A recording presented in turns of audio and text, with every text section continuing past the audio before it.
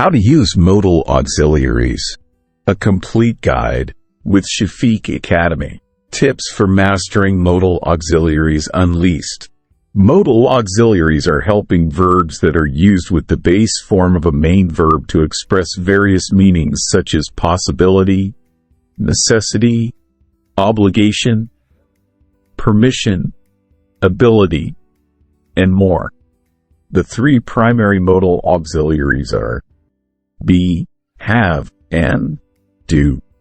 Let's explore how they are used in English grammar. Let's have an introduction to modal auxiliaries. Modal auxiliary be in use. Be is used to form the continuous and passive tenses, as well as to express possibility and necessity. Examples: continuous tense, she is working on her project. Passive voice, the book was written by Mark Twain. Possibility, it could be raining outside. Modal auxiliary have is primarily used to form perfect tenses and to express obligation. Examples: perfect tense, she has eaten dinner already.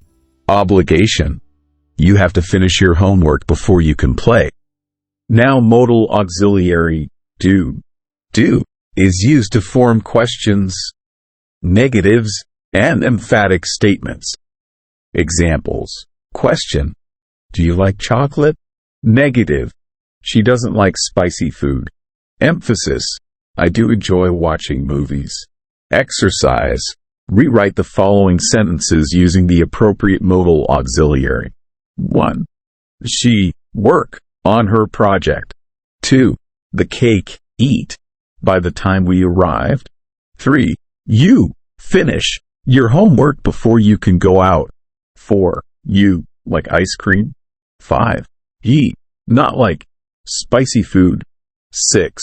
I enjoy playing tennis. Question, fill in the blanks with the appropriate modal auxiliary. Be, have, or do.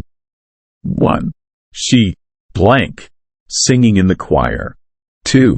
They blank their breakfast already. 3. Blank, you like ice cream. 4. The report blank submitted by noon. 5. He blank his homework when the phone rang.